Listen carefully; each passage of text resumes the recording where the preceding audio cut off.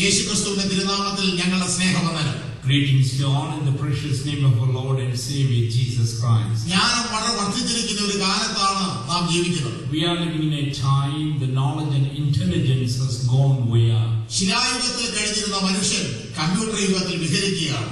Man who was in the Stone Age is playing and moving around in the computer age. എല്ലാ നിലയിലും മനുഷ്യന്റെ ജ്ഞാനം വളരെ വർദ്ധിച്ചിരിക്കുന്നു. In all aspects of life, the intelligence of human beings is increasing every day. ഒരു മനുഷ്യൻ തന്റെ ജീവിതത്തിൽ എത്രത്തോളം ജ്ഞാനം വർദ്ധിപ്പിക്കാമോ അത്രത്തോളം ജ്ഞാനം വർദ്ധിപ്പിക്കുന്നത് നല്ലത് തന്നെയാണ്. It is a good thing to acquire the greatest knowledge in a human life. എന്നാൽ എല്ലാ കാര്യങ്ങളെക്കുറിച്ചും അറിവ് വർദ്ധിപ്പിക്കുന്നതിനേക്കാൾ നല്ലത് അറിയേണ്ട കാര്യങ്ങളെക്കുറിച്ചുള്ള അറിവാണ് മനുഷ്യന് അത്യാവശ്യമായി വേണ്ടത്. The real knowledge a man needs in his life is the knowledge that he ought to know in his lifetime. പണ്ട് രണ്ട് സായിപ്പന്മാർ കേരളക്കരയിൽ വന്ന് നമ്മുടെ നാട്ടിൽ ഒരു വള്ളത്തെ കയറി കഥ കേൾക്കുകയുണ്ടായി. I heard a story. Two foreigners came to our homeland Kerala and they were traveling in a boat. അവരിങ്ങനെ വള്ളത്തിൽ യാത്ര ചെയ്യുമ്പോൾ വള്ളക്കാരനുമായി കുശലപ്രശ്നം ചെയ്ത കൂട്ടത്തിൽ ഇങ്ങനെ ഒരു ചൊല്ലിയോ വള്ളക്കാരാ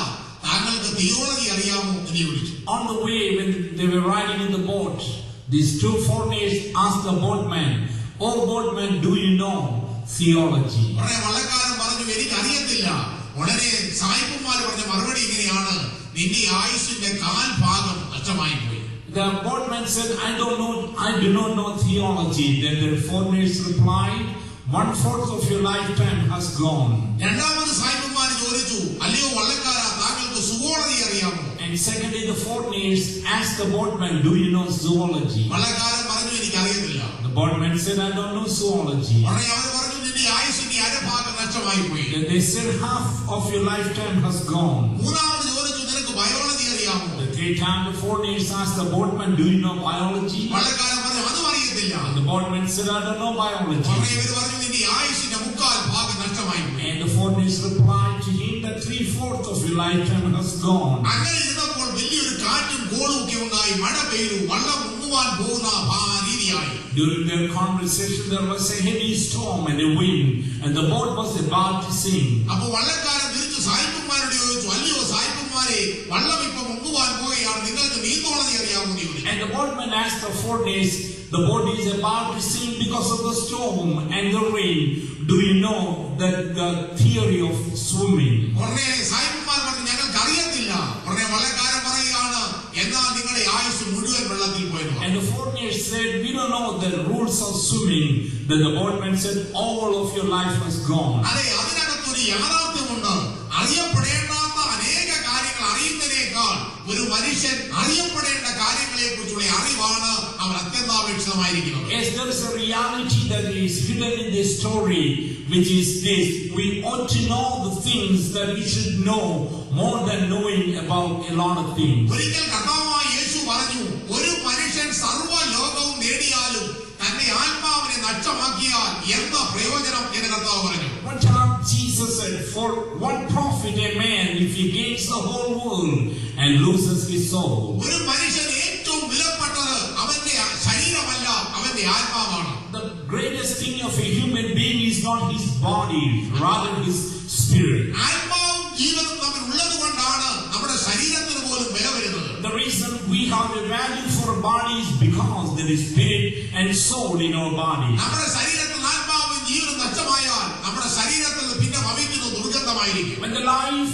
and the spirit is gone from our body, the body will be decayed and that will produce bad odor. എന്നാൽ പല മനുഷ്യരും ആത്മാവിനേക്കാൾ വില മതിക്കുന്നത് അവന്റെ ശരീരത്തിനാണ്. But so many people are giving more importance to their body rather than their spirit. അനേക വർഷങ്ങൾക്ക് മുൻപ് ജീവിച്ചിരുന്ന Australian doctor ആയിരുന്ന ചാൾസ് എച്ച് മേയോ എന്ന് പറയുന്ന ഡോക്ടർ വിദഗ്ധൻ ഒരിക്കൽ മനുഷ്യ ശരീരത്തിന്റെ വില എന്ന് വെച്ചാൽ ജീവൻ നഷ്ടപ്പെട്ടാൽ ആ ശരീരത്തിന് ലഭിക്കുന്ന വില അന്ന് അദ്ദേഹം പറഞ്ഞത് $6.40. An Australian doctor, Charles Mayo, he found out the price, the value of a physical body equivalent to Indian rupees 6.40 rupees.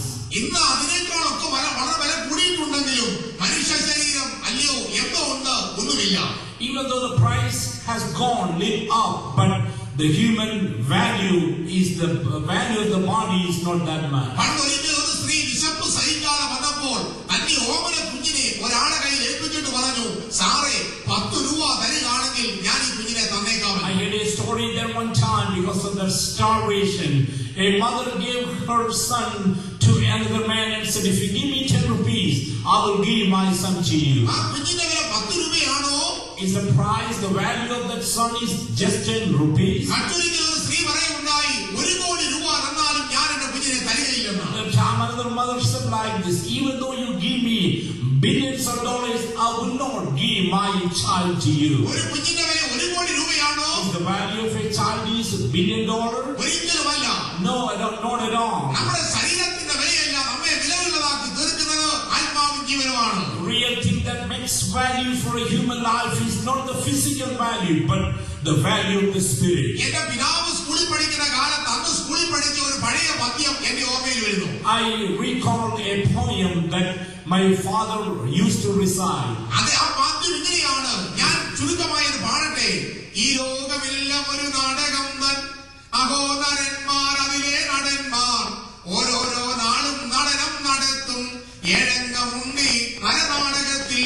ഈ ലോകമെല്ലാം ഒരു നാടകമാണ്, എല്ലാ മനുഷ്യരും അതിനകത്തെ നടീനടന്മാരാണ്, കാഴ്ചക്കാരും ശ്രോതാക്കളും ആരുമില്ല, അവരവരുടേതാവുന്ന പാട്ടുകൾ അഭിനയിക്കുന്നു. The life itself is a drama. All the people who are involved in this are heroes or the actors, not the audience or the spectator. അതിന്റെ ഒന്നാമത്തെ പാട്ട് ഇങ്ങനെയാണ്, ചോരക്കുടം പോലൊരു കൊച്ചു കുഞ്ഞ് പഴുന്തുണിക്കീറ്റു മുതച്ചുകൊണ്ട് അമേദ്യമൂത്രാദികൾ അണിഞ്ഞ് പാളയ്ക്കകത്ത് രംഗത്തു വരുന്നിരാദ്യം.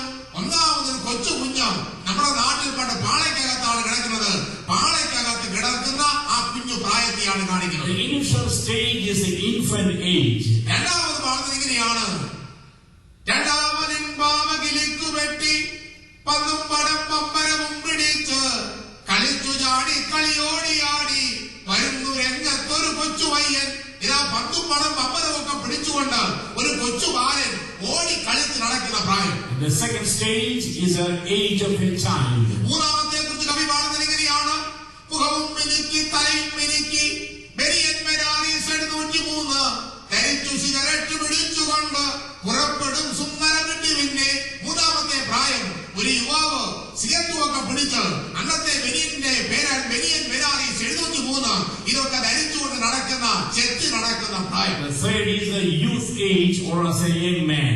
നാലാമത്തേത് ഇങ്ങനെയാണ്, പാവാട ചായ്ക്കച്ചത് പട്ടുസാരി കപ്പും ധരിച്ചുള്ളൊരു ഭാര്യ മുൻപിൽ പെൺകോങ്ങനേവൻ പുറകെ വണ്ണം കാണാൻ ബൃഹത്താന്ന വിശേഷവേഷം.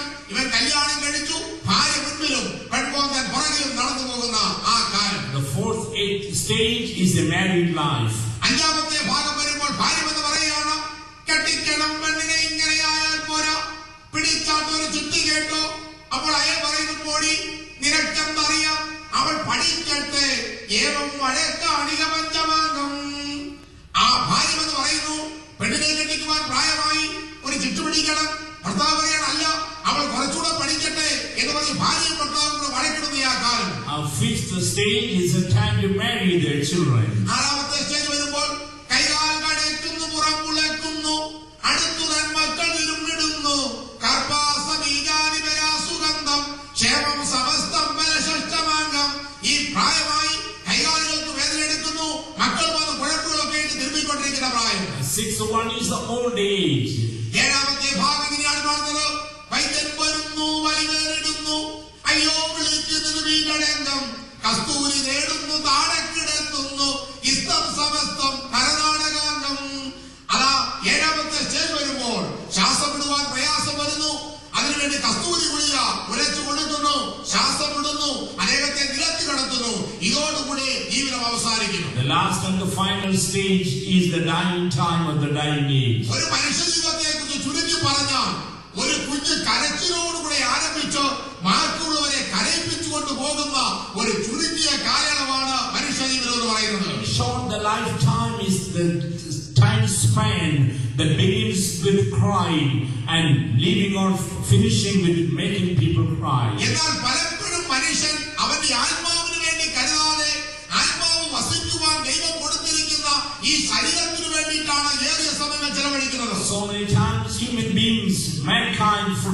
about the fact and spending more time for the external things rather than the internal things. One time a young boy was playing in the playground. All of a sudden in front of him a parrot bird came down. He was so happy to have that parrot in his hand.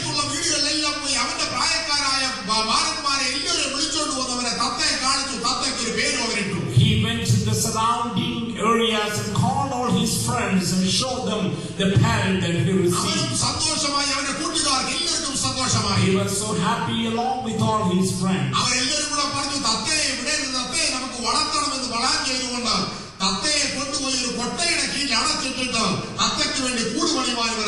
All the friends along with him planned to keep that parrot and wanted to build a cage for the parrot.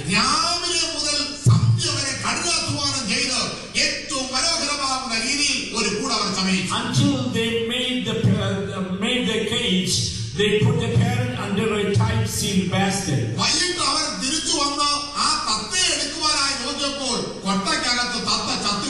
They worked hard and built a cage. Evening time they came to take the parrot to put inside the cage, and they found out that the parrot was dead.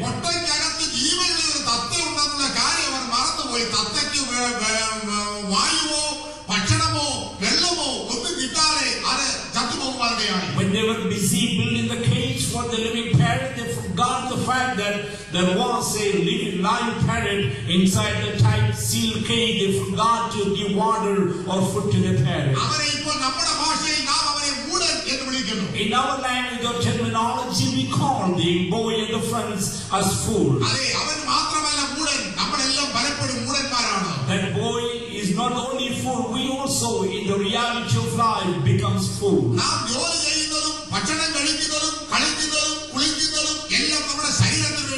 Everything that we do to adorn our external body, we play, we eat, and we take care of our external body. What are we really caring for? The spirit that is dwelling inside the body. One time Jesus had a parable to the disciples who came close to him. One time the ground of rich man plentifully yielded.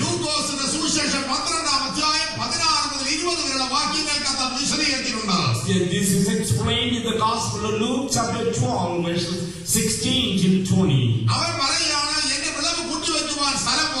This rich man said, I don't have enough space to collect all my harvest. And he said, I will tear down my barn and build a bigger barn.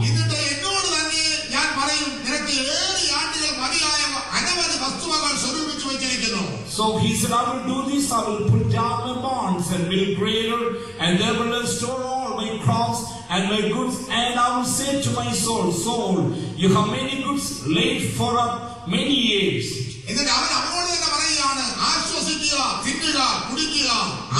Then he said to himself, take your ease, eat, drink, and be merry.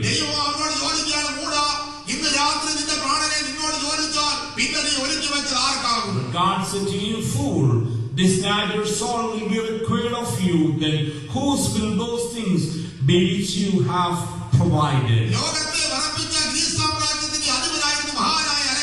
Alexander the Great was a man who really scared the whole world. He was a great emperor who conquered almost all nations of the world.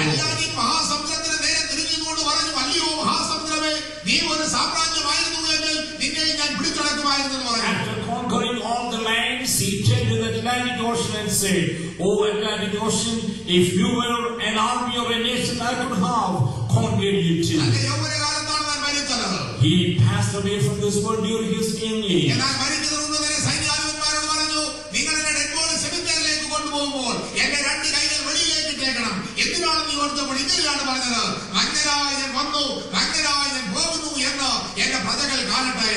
And he called his commanders of the army and said, during my funeral procession, this is what I want you to do. Put my plain hands both sides of the coffin, and let the people see I came from my mom's womb naked, and I depart naked from this world. Dear friends, the word of God is telling you 4 things are standing at the door. The Bible says sin is standing at the door, and desire is to you, but you need to conquer sin. Second thing standing at the door is third thing standing at the door is Jesus. The fourth thing standing at the door is the judgment.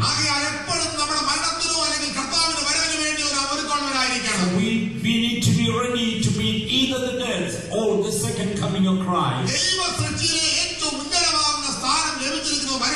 Man will see the greatest achievement or the greatest creation among all the creations of God.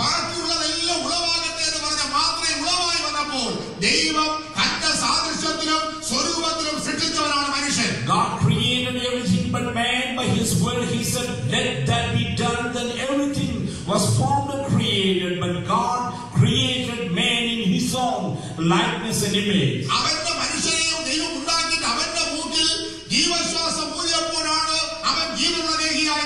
God created Adam, then He breathed the divine breath in the nostril of Adam, then he became a living man. Therefore, the breath that we have is the divine breath, that is the breath from God.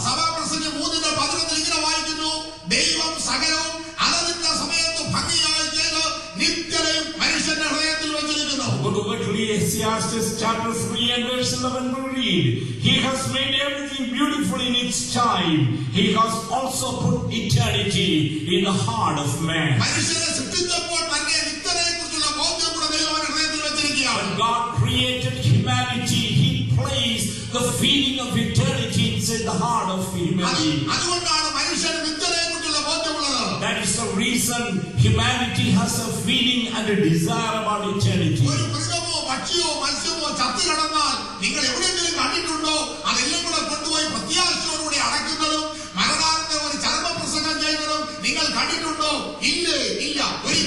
Did you ever see a funeral procession or a memorial service of an animal or a bird in your life? Never, no. At the end of an animal or a plant or a bird is close to be the death.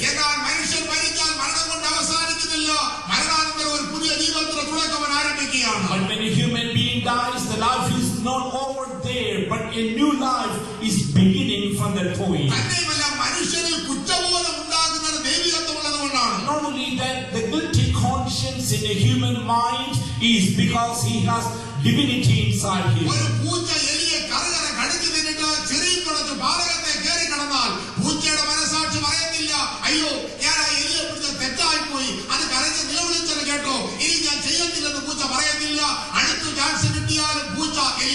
When a cat kills a mouse, if that cat doesn't have a guilty conscience or guilty feeling inside for killing the mouse.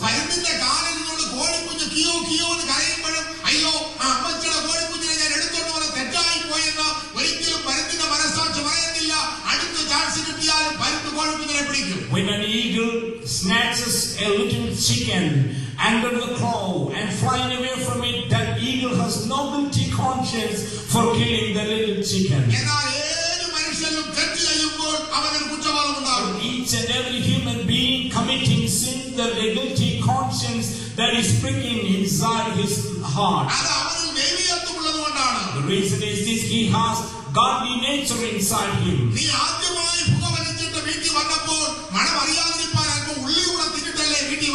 The first time you smoked and you came back to home, you didn't want the people inside the house to know the smell of that smoking. You tried to avoid by chewing gum or using some other thing. The first time you went to train, did you have a guilty conscience inside of you? പറഞ്ഞില്ലേ അത് വേണ്ടായിരുന്നു എന്ന്? When you got angry and you beat somebody, did your conscience tell you this? I shouldn't have done it. ഇതെല്ലാം മനുഷ്യരിൽ ഉണ്ടാകുന്നത് അവരുടെ ദൈവികത്വം കൊണ്ടാണ്. All these things are happening inside a human being is because he has the nature of God inside of him. ദൈവം മനുഷ്യരെ ദൈവതേജസ്സിനാൽ ഉടുപ്പിക്കപ്പെട്ടവരായി സകല അധികാരവും നൽകി ഏദൻ തോട്ടത്തിൽ അവരെ ആക്കിയിരുന്നു. God created humanity, human being, Adam and Eve, crowned with his own glory and gave all authority and power and placed them in the Garden of Eden. എന്നാൽ പിശാച് അവനെ വഞ്ചിച്ച് ദൈവം തിന്നരുത് എന്ന് പറഞ്ഞ വൃക്ഷഫലം അവന് കൊടുക്കുകയും അവൻ തിന്നുകയും ചെയ്ത് ദൈവത്തോട് അനുസരണക്കേട് കാണിച്ചതിനാൽ ഏദൻ തോട്ടത്തിൽ നിന്ന് ആദം ഹവ്വയും ദൈവത്താൽ പുറത്താക്കപ്പെട്ടു. But Satan deceived Adam and Eve and forced them to disobey the commandment of God, and they ate the fruit of the forbidden tree. That is the reason they were cast out from the Garden of Eden. Bible പറയുന്നു ഒരു വ്യത്യാസവുമില്ല, എല്ലാവരും പാപം ചെയ്ത് ദൈവതേജസ്സ് ഇല്ലാത്തവരായി തീർന്നു. The Bible tells us that all have come short of glory of God. പാപിയായ മനുഷ്യരെ എന്നേക്കും തള്ളിക്കളയാൻ ദൈവം പ്ലാൻ ചെയ്തില്ല. God didn't have the plan to forsake the humanity that have sinned. ദൈവം മനുഷ്യരെ യാഗത്താൽ തന്നോട് നിരപ്പിച്ചു. God made a provision through sacrifices to reconcile the sin humanity towards sin. പാപം ചെയ്ത ദേഹി മരിച്ചു നിശ്ചയമുള്ള ദൈവത്തിന്റെ മാറ്റമില്ലാത്ത വ്യവസ്ഥയാണ്. There is an unchanging condition of God that the wages of sin is death, and all those of sin shall die. അതുകൊണ്ട് ദൈവം മനുഷ്യരെ ദൈവത്തിലേക്ക് നിരപ്പിക്കാൻ വേണ്ടി യാഗത്തിന്റെ പ്രമാണം ദൈവം വെച്ചു. Therefore God set forward the principles of sacrifice to reconcile the fallen humanity.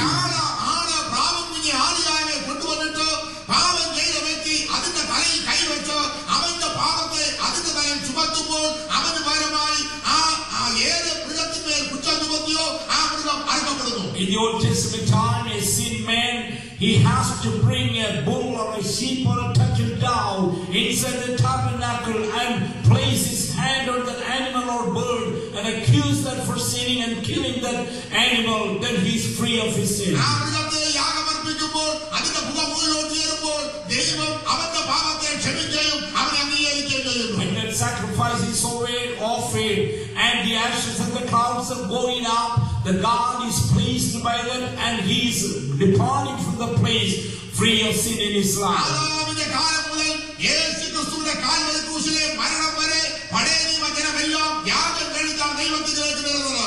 The time of Adam until the death of Jesus on the cross of Calvary, all the fallen humanity were reconciled with God through offering and sacrifice. എന്നാൽ ദൈവം തന്റെ പുത്രനെ കൊണ്ട് നമ്മെ വീണ്ടെടുക്കുവാൻ plan ചെയ്തു. But God made a provision to redeem the fallen humanity through his own son Jesus Christ. ദൈവത്തിന്റെ മടിയിലിരുന്ന് ഓമനകുമാരനാകുന്ന പുത്രനെ അതിനായി ദൈവം നിയോഗിച്ചു. Therefore God appointed his own son who was in the bosom of the Father to send to this world. ദൈവം മനുഷ്യനെ വീണ്ടെടുക്കുവാൻ പദ്ധതികൾ ക്രമീകരിച്ചു. And God made the provisions in the plan to redeem the fallen mankind. ദൈവത്തിന്റെ രൂപത്തിൽ വന്നാൽ ഒരിക്കലും മനുഷ്യന്റെ വീണ്ടെടുപ്പ് നടക്കുകയില്ല. God has to come down as God to redeem the fallen humanity. The redemption will not take place. ദൈവത്തിന്റെ തേജസ്സിന്റെയും നീതിയുടെയും വിശുദ്ധിയുടെയും മുഖത്ത് മനുഷ്യനെ വീണ്ടെടുപ്പാൻ വന്നാൽ മനുഷ്യരെല്ലാവരും മാറ്റില് പോലെ കഴിഞ്ഞു പോകും. God has to come down in his splendor, glory and majesty and his holiness. Mankind will be burned away like a dead leaf. നിങ്ങൾ കണ്ടിട്ടില്ലേ ട്രാൻസ്ഫോമറുകളിൽ ഒരു തലയോട്ടിയും രണ്ട് അസ്ഥികക്ഷങ്ങളും വെച്ചിട്ട് അപായം എന്നെഴുതിയത് കണ്ടിട്ടില്ലേ? Have you ever noticed close to a transformer there's a sign is called and two bones across? അത് വിളിച്ചു പറയുന്നത് ഞാൻ ശക്തി കൂടിയതാണ്, എന്നെ തൊട്ടാൽ നിങ്ങൾ ഇതുപോലെ ആകുമെന്നാണ്. That sign is telling us something implied. I'm more powerful. If you touch me, you will be like me. അങ്ങനെ ഉണ്ടെങ്കിൽ മനുഷ്യനെ വീണ്ടെടുപ്പാൻ ദൈവത്തിന്റെ തേജസ്സിലും വിശുദ്ധിയിലും ഇറങ്ങി വന്നാൽ മനുഷ്യൻ ദൈവത്തിന്റെ അടുത്ത് നിൽക്കുവാൻ കഴിയത്തില്ല. That is the case. If God has to come down in his glory and power and holiness, man cannot approach to God. ദൈവം മനുഷ്യനെക്കാട്ടിൽ കുറഞ്ഞ അവതാരത്തിൽ വന്നാലും മനുഷ്യനെ വീണ്ടെടുപ്പ് നടക്കത്തില്ല. On the other side, if God has to come down below the value of human being, the redemption will not take place. ദൈവത്തിന്റെ സൃഷ്ടിയിലെ ഏറ്റവും മണിമകുടമാകുന്ന മനുഷ്യൻ, Mankind, the best one in the creation of God. ആ മനുഷ്യനെ വീണ്ടെടുക്കുവാൻ ദൈവം മനുഷ്യനെക്കാട്ടിൽ കുറഞ്ഞ അവതാരത്തിൽ വന്നാൽ എങ്ങനെ വീണ്ടെടുപ്പ് നടക്കും? If God has to come down below the level of a man, how can the redemption will be accomplished? അയ്യോ, ഒരിക്കലും നടക്കത്തില്ല. That will not happen at all. ഞാനത് ഒരു ഉദാഹരണത്താൽ തെളിയിക്കാം. Let me illustrate that with an example. ആടുകളെല്ലാം കൂടെ പൊയ്ക്കൊണ്ടിരുന്ന കൂട്ടത്തിൽ ആളൊരു കാഴ്ച കണ്ടു. ആന കുടിയിൽ വീണ് കിടക്കുന്ന കാഴ്ച കണ്ടു. And flocks of sheep were traveling, passing by in a forest, and they saw an elephant in a big pit. ആടുകളെ തോന്നി, അയ്യോ പാപം, ആന കുഴി, ഇതെല്ലാം കൂടെ വടമെടുത്തുകൊണ്ട് വന്ന് ആനയെ കുഴിയിൽ നിന്ന് കയറ്റുവാൻ ആളെല്ലാം കൂടെ വടത്തെ പിടിച്ചാൽ ആടാടുന്നതല്ലാതെ ആന കയറത്തില്ല. ആനയെ കയറ്റണമെങ്കിൽ ആന തന്നെ വരണം. The flocks of sheep had seen an elephant accidentally fallen in a pit, and they decided to take that elephant out of the pit. They bring a big rope and try to pull the elephant out. That is not going to happen. In order to take that elephant out, the sheep cannot do anything at all. ബുദ്ധിജീവിയായ മനുഷ്യനെ രക്ഷിപ്പാൻ ദൈവം മനുഷ്യരെക്കാട്ടിൽ കുറഞ്ഞ അവതാരത്തിൽ വന്നാൽ വീണ്ടെടുപ്പ് നടക്കത്തില്ല.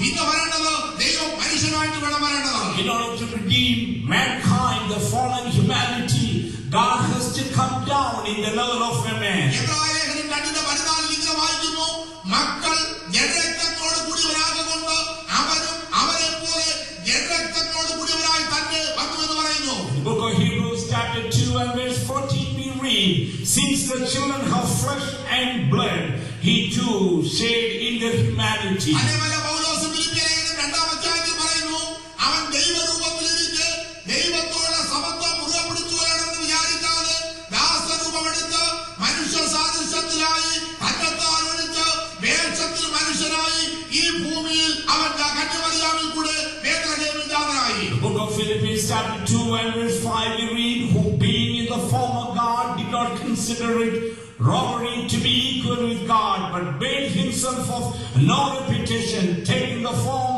as a bond servant, and coming into the likeness of man, and being found in appearance as a man, he humbled himself and became obedient to the point of death, even the death of cross.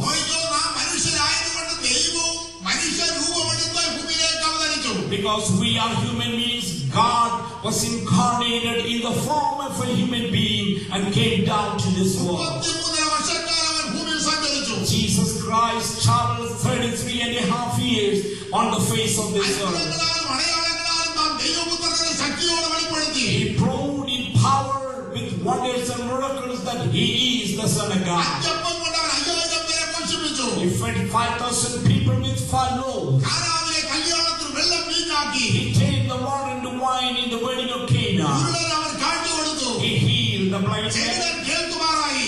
and the deaf began to hear. ഉടന്തൻ നടന്നു. The lame man began to walk. പക്ഷപാത രോഗി കിടക്കയും എടുത്തുകൊണ്ട് നടന്നു. Paralyzed man took his bed and began to walk. യേശുവിനെ തൊട്ടവരും യേശു തൊട്ടവരും സൗഖ്യമായി. All those who been touched by Jesus and those who are touched by Jesus were healed. കാറ്റിനെയും കടലിനെയും ശാസിച്ച പ്രകൃതിയുടെ അധികാരമെ വെളിപ്പെടുത്തി. He built the wind and the storm, and he proved the power over nature. മരിച്ചവരെ അവൻ ഉയർപ്പിച്ചു. He raised the dead. അവൻ നമ്മുടെ വീണ്ടെടുപ്പിന് വേണ്ടി ഭൂമിയിൽ ജാതനായി അത്ഭുതങ്ങളാലും അടയാളങ്ങളാലും ദൈവത്തിന്റെ പുത്രൻ ശക്തിയോടെ നിർണയിച്ച് ഈ ഭൂമിയിൽ 33 വർഷക്കാലം സഞ്ചരിച്ച് ശക്തിയോടെ ശുശ്രൂഷ വെളിപ്പെടുത്തി. Jesus Christ came down to this world and lived here 33.5 years, proved his power and authority by doing miracles and wonders. എന്തിനു വേണ്ടിയിട്ടാണ് കർത്താവ് ഇറങ്ങി വന്നത്? Why did Jesus come down to this world? മനുഷ്യന് തന്നെത്താൻ രക്ഷിപ്പാൻ കഴിയത്തില്ല. Because man cannot save himself. ഞാൻ ഉദാഹരണം പറയട്ടെ. Let me give you an example. ഇപ്പോൾ ഒരാൾ വെള്ളത്തിൽ വീണ് കുടിച്ച് ചാകുവാൻ പോകുകയാണ്. Just imagine that a man had fallen in deep water and he was about to die. അവൻ അവനെ തന്നെ രക്ഷിപ്പാൻ അവന്റെ തലമുടിയെ പിടിച്ച് മേൽപോട്ട് ഉയർത്തിയിരിക്കട്ടെ. Just for example, he himself is holding on his head and lifting his body up. ഒരിക്കലും രക്ഷപ്പെടുവാൻ കഴിയത്തില്ല. He will not be saved from the water. അവന്റെ വീഴ്ച കണ്ടുകൊണ്ട് കരയിൽ കുറച്ചു പേർ നിൽപ്പുണ്ടായിരുന്നു. Just some people were standing at the shore by seeing the scene and crying. അവരാരും അവനോട് വെള്ളത്തിൽ ചാടി ഇറങ്ങിയില്ല. No one was ready to save him from the water and getting into the water. അവന് കരയ്ക്ക് നിന്നുകൊണ്ട് പറയുകയാണ്, എടാ ശ്വാസം പിടിച്ചു കൊള്ളണം, കൈകാലുകൾ പെരുക തുഴയണം, പേടിക്കണ്ട, താഴത്തില്ല, പെരുക്ക കൈ ചലിപ്പിച്ചോ എന്നൊന്നും പറഞ്ഞാലും അവനെ രക്ഷിപ്പാൻ കഴിയത്തില്ല. Even though the people standing at the shore are giving instruction to him, hold your breath, move your hands, try to see all those theories or principles will not save the man who was about to die. ഞാൻ പറയാറുണ്ട്, മനുഷ്യർ പാപത്തിൽ വീണുപോയ മനുഷ്യരെ രക്ഷിപ്പാൻ മരങ്ങളെല്ലാം കൂടെ കരയിൽ വന്നുകൊണ്ട് മരങ്ങൾ അഭിപ്രായങ്ങൾ പറയുകയല്ലാതെ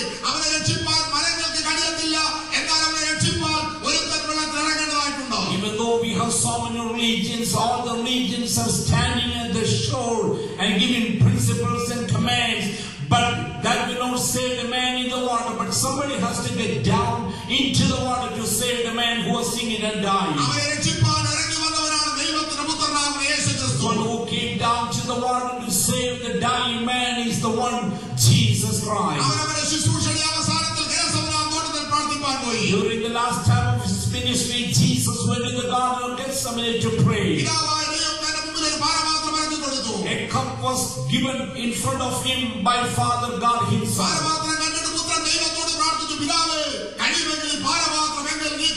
By seeing the cup in front of him, the son cried to the Father, "Oh Father, if possible, pass away this cup, remove this cup from me."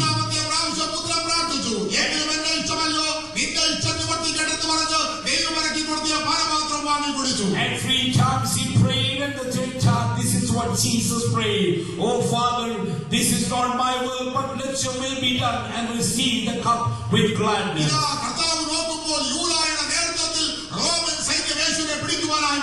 Jesus was looking, he saw under the leadership and the guidance of Judas Iscariot, the Roman army was coming to capture him.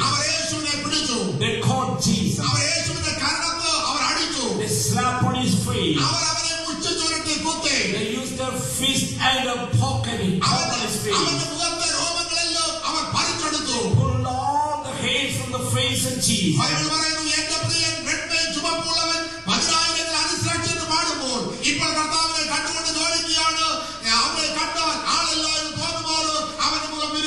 Bible says, "My bridegroom is like the lilies of the valley, bright and morning star." But the prophet is asked in the scene in the Garden of Gethsemane, he has no forms, no comeliness, and he was completely deformed.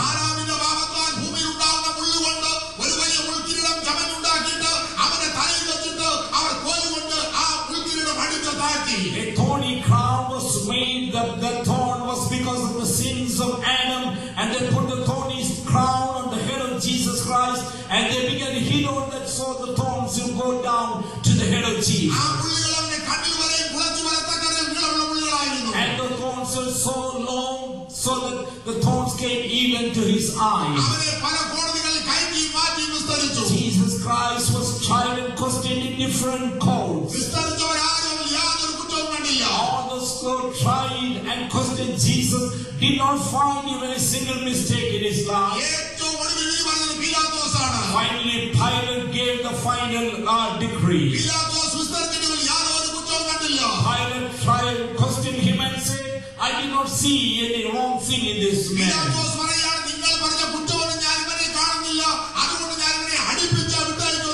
Pilate said, "I didn't see any mistake that you accused of him, so I will give him in the hands of people so they will beat him and he will be free."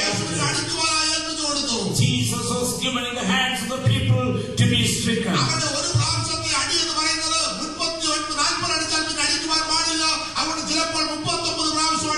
One time the punishment is beating 39 times or striking 39 times. They stripped him off, pulled down the garment. They bound his hands together. They began to whip Jesus with the whip. The whip means that it's made out of leather strings. And this whip is made of pieces of stone and pieces of metal and a curved nail.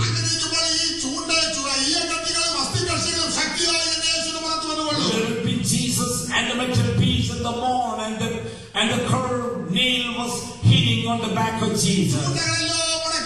When they pull it back, the curved nail will take the flesh from his body, and they will get it, pull it back very forcefully. Pieces of flesh were coming out from the body of Jesus because of the curved nail.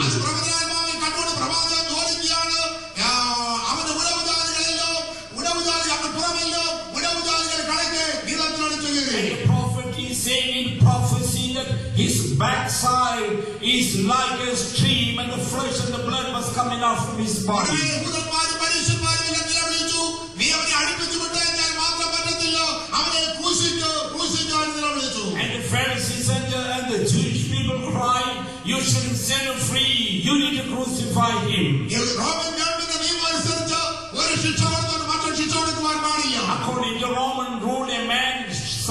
not supposed to get two punishment for one crime. എന്നാൽ എന്നെ യേശുവിനെ അടുപ്പിച്ച ശേഷം പിന്നെയും ക്രൂശിപ്പാനായി ഏൽപ്പിച്ചു. But by Jesus, after he was stricken, he was given in the hands of the enemies to be crucified. യേശുവിനെ കൈയേറ്റു. The Roman soldiers received Jesus. അവരവനെ പിന്നെയും അടിക്കുവാനായി തുടങ്ങി. They began to beat him again. ഭാരമേറിയ മരക്കുരിശ് കൊണ്ട് അവനെ തോളിൽ വെച്ചു. A heavy cross was placed on the back of Jesus. ആ ക്രൂശിന്റെ മരത്തിന്റെ വേദന അവന്റെ പുറത്തെല്ലാം വേദനകളുണ്ടായി. And because his body was broken, the heavy cross was a pain to be carried. അവൻ തോളുകളെല്ലാം മാറ്റി മാറ്റി എടുത്തു. He replaced the shoulder or the cross in one shoulder to അവൻ another. എടുത്തോണ്ട് പോകാൻ കഴിഞ്ഞില്ല. He wasn't able to carry the heavy cross. വയലിൽ നിന്ന് വരുന്ന കുതിരക്കാരനാവുന്ന ശിമോനെ കൊണ്ട് അവനെ ക്രൂശിന്റെ ഒരു ഭാഗം ചുമപ്പിച്ചു. Simon of Cyrene, who was coming from the field, the soldiers forced him, compelled him to carry the cross with him. യേശു പല പ്രാവശ്യം വടിയിൽ വീണു. Jesus fell down on the road so many അവൻ times. കണ്ണുകൂടാതെ പിന്നെയും അവനെ അടിച്ചു. Without any mercy and compassion, the soldiers began to beat him again and ഒടുവിൽ again. ഗോൽഗോഥാ മലമുകളിലേക്ക് അവനെ കൊണ്ടുപോയി. Finally, Jesus was taken to the mountain of അവിടെ Golgotha, ചെന്ന് ക്രൂശിന്മേൽ അവനെ വിരിച്ചു കിടത്തി. and he was placed on the heavy cross. ചെങ്കൽപ്പുഴയുടെ പടയാളികൾ വലിയ ആണി കൊണ്ടുവന്ന് അവന്റെ കൈകളിലും കാലുകളിലും അവർ ആണികൾ അടിച്ച് മരത്തോട് ഉറപ്പിച്ചു. And the powerful, strong soldiers took long nails and nailed his hands and leg to the cross. എന്നിട്ട് പാറയിൽ വെട്ടിയ കുഴിയില് ശക്തന്മാരാകുന്ന പടയാളികൾ ആ ക്രൂശെടുത്ത് ഉറപ്പിച്ചപ്പോൾ ക്രൂശിൽ കിടന്നുകൊണ്ട് അവൻ ആണി ഉലഞ്ഞു. അവന്റെ അസ്ഥികളെല്ലാം രക്തം വിട്ടുപോയി. After nailing him on the cross, they put the cross in a rocky place, and because of the movement, his bonds were loose. അവനോടുകൂടെ വലത്തുവിടത്തുമായി ദുഷ്കർമ്മികളാവുന്ന രണ്ട് കള്ളന്മാരെയും ക്രൂശിച്ചു. Two criminals were crucified left and right of Jesus. ആരുടെ സഹതാപം തോന്നി ആരെയും കണ്ടില്ല. The Bible said Jesus was looking for someone who has compassion and sympathy on him, but he did not see it. അവർ ഏകസ്വരമായി വിളിച്ചു പറയുകയാണ്, അവനെ ക്രൂശിക്ക് ക്രൂശിക്ക് ക്രൂശിക്ക്. With one accord and loud voice, the Jewish people were crying, "Crucify him and crucify അവൻ him." ക്രൂശിന്മേൽ കിടന്നുകൊണ്ട് അവൻ ദാഹിച്ചു. And when Jesus was on the cross, he was thirsty. അവനവന് കുടിപ്പാൻ ചൊറുക്കാകലയ്ക്ക് വീഞ്ഞു കൊടുത്തു. They gave him wine, sour wine to drink. രുചി നോക്കിയാൽ അവന് കുടിപ്പാൻ കഴിഞ്ഞില്ല. He tasted it, but he didn't want to drink it. മരിക്കുവാൻ പോകുന്ന ദാഹിക്കുന്ന ഒരാൾ എന്ത് കയ്പ് കിട്ടിയാലും കുടിക്കേണ്ടതാണ്. A person who was about to die will drink anything he gets. എന്നാൽ യേശു എന്തുകൊണ്ടാണ് കുടിക്കാഞ്ഞത്? But why Jesus did not drink the sour wine? സാധാരണ ക്രൂശീകരണ സമയത്ത് കൊടുക്കാനുള്ള ഒരു വെള്ളമാണത്. During the crucifixion time, this is the drink that is offered to the criminal. ആ വെള്ളം കൊടുത്താൽ വേദന അറിയാതെ മരിക്കുവാനുള്ള ഒരു ക്രമീകരണമാണ് അതിൽ കൂടെ ഉണ്ടാകുന്നത്. That is a solution that is given to the criminal, so he will not feel the pain in his body during crucifixion. യേശു നോക്കിയപ്പോൾ അത് വേദന കൂടാതെ മരിക്കുന്നതാണ്, അല്ല പാപത്തിന്റെ വേദന. യേശു അറിഞ്ഞു വേണം മരിക്കേണ്ടത്. അതുകൊണ്ടാണ് യേശു അത് നിരസിച്ചത്. Jesus wanted to bear the pain of sin in his body, so he refused to drink the sour wine. നട്ടുച്ച സമയമായപ്പോൾ അവൻ പിതാവിലേക്ക് തന്നെ മുഖം നോക്കി. During the middle of the day, he looked above on the face of the Father. എല്ലാവരും കൈവിട്ടപ്പോൾ കൈവിടാത്ത പിതാവിലേക്ക് നോക്കി. When all the people forsook him, he began to look on the face of his Father. He shouldn't forget it. പിതാവ് മുഖം മറച്ചു കളഞ്ഞു. And the Father covered his face. കർത്താവ് എന്റെ ദൈവമേ നീ എന്നെ കൈവിട്ടത് എന്തെന്ന് നിലവിളിച്ച് തന്റെ പ്രാണനെ പിതാവിന്റെ പക്കൽ ഏൽപ്പിച്ചു. Jesus cried, "Oh my Father, why have you forsaken me?" Then he gave his spirit in the hand of the Father. അവനോടുകൂടെ ക്രൂശിച്ചവതുപോലും അവനെ കളിയാക്കി. All those people who were crucified along with Jesus despised and mocked at Jesus. കടന്നു പോകുന്നവരും അവനെ തലകുലുക്കി കളിയാക്കി. Those who were passing by the cross shook their head and mocked at Jesus. നട്ടുച്ച സമയത്ത് അവൻ തന്റെ ജീവനെ പിതാവിന്റെ പക്കൽ ഏൽപ്പിച്ചു. During the middle of the day, Jesus gave his spirit in the hand of the അവന്റെ മരണം Father. കണ്ടുകൊണ്ട് സൂര്യനെ കണ്ടുകൊണ്ടിരിക്കാൻ കഴിഞ്ഞില്ല. And sun wasn't ready to see the death of the Creator. നട്ടുച്ച സമയത്ത് സൂര്യൻ ഇരുണ്ടുപോയി. During the middle of the day, the sun was darkened. തിരിപ്പാൻ കഴിഞ്ഞില്ല. ഭൂകമ്പമുണ്ടായി. And the earth cannot be still, there was earthquake. ദൈവാലയത്തിലെ തിരശ്ശീല മേൽതൊട്ട് അടിയോളം രണ്ടായി ചിന്തപ്പെട്ടുപോയി. Made inside the temple was torn into two pieces from top to the bottom. മരിച്ചവർ പലരും പുറത്തു വന്നു. Graves were opened and the dead came out. പക്ഷിമൃഗാദികളെല്ലാം നിശബ്ദത പാലിച്ചു. All birds were so quiet and silent. പുത്രൻ തന്റെ ആത്മാവിനെ പിതാവിന്റെ പക്കൽ ഏൽപ്പിച്ചു. The Son gave his spirit in the hand of the Father. ആദ്യസേന എനിക്കും നിനക്കും വേണ്ടി കാൽവരി ക്രൂശിൽ മരിച്ച യേശുവിനെ ഈ അവസരം നീ ഒന്ന് നോക്കുമോ? Dear friend, let me call you to the cross of Calvary, who died for your your sin and my sin, and he was dying on the cross of എന്റെ Calvary. കൈകൊണ്ട് അരുതാത്തോ ചെയ്തതിന്റെ ഫലമായി എന്നെ യേശുവിന്റെ കരങ്ങളാൽ അടിച്ചു. The hands of Jesus were nailed because of the sins I committed with my hands. എന്റെ കാലുകൊണ്ട് അരുതാത്ത പാറയിൽ പോയതിന്റെ ഫലമായി എന്നെ യേശുവിന്റെ കാലുകളാൽ അടിച്ചു. The feet of Jesus were nailed because of the sins I committed with my feet. എന്റെ തലച്ചോറ് കൊണ്ട് അരുതാത്ത ചിന്തിച്ചതിന്റെ ഫലമായി അവന്റെ തലയിൽ മുൾക്കിരീടം വെച്ചു. There was thorny crown on the head of Jesus Christ for the sins I did because of my head and my brain. അങ്ങനെ എനിക്ക് നിനക്കും ഫലമായി യേശു കാൽവരി ക്രൂശിൽ നമുക്ക് വേണ്ടി മരിച്ചു. Jesus died on the cross of Calvary for you and I. എന്നാൽ അവിടെ രണ്ട് വ്യക്തികൾ ധനവാനാകുന്ന മന്ത്രി ജോസഫും നിക്കോദെമോസും കൂടെ കടന്നു വന്ന് യേശുവിന്റെ ഡെഡ് ബോഡി എടുത്തുകൊണ്ടുപോയി അവരടക്കി. And two people, Joseph of Arimathea and Nicodemus, came and took the body of Jesus and they buried the body of Jesus. ആ കല്ലറയിൽ അവരെ വെച്ചു. He was placed in the tomb. എന്നാൽ മൂന്നാമത്തെ ദിവസം അതിരാവിലെ സമയത്ത് But on the third day early morning, റോമ ഗവൺമെന്റ് ഇമ്പീരിയൽ മുദ്രയെ തകർത്തുകൊണ്ട് he brought the imperial seal of the Roman government. മരണത്തെയും പാതാളത്തെയും ജയിച്ചുകൊണ്ട് He took victory over death and Sheol. യേശു ക്രിസ്തു ശക്തിയോടെ ഉയർത്തെഴുന്നേറ്റു. Jesus was raised up with power from the dead. ലോകത്തിലെ അവതാര പുരുഷന്മാരുടെ ചരിത്രമെല്ലാം മരണം കൊണ്ട് അവസാനിക്കപ്പെടും. മരണത്തിനപ്പുറത്ത് ജീവിക്കുന്നത് ഞാൻ പ്രസംഗിക്കുന്ന യേശു ക്രിസ്തു മാത്രമാണ്. All the people who are incarnated on the face of the earth to redeem the human beings, but Jesus is the only one who is risen from the dead and who is living today. മരണത്തിൽ അവരെ പിടിച്ചെടുക്കുവാൻ കഴിഞ്ഞില്ല. Death cannot hold Jesus. റോമ government imperial മുദ്രയ്ക്ക് അവരെ പിടിച്ചെടുക്കുവാൻ കഴിഞ്ഞില്ല. The imperial seal of the Roman government cannot hold Roman Jesus. പടയാളികൾക്ക് അവരെ നിയന്ത്രിക്കുവാൻ കഴിഞ്ഞില്ല. Roman soldiers cannot control Jesus. യേശു ഉയർത്തെഴുന്നേറ്റു. But Jesus is risen from the dead. യേശു ഇപ്പോൾ മരിച്ച യേശുവല്ല. But Jesus is not a dead Jesus. എന്റെ ദൈവമേ നീ എന്നെ കൈവിട്ടതെന്ന് നിലവിളിക്കുന്ന യേശുവല്ല. The same Jesus who cried to the Father, oh Father, why you have forsaken me?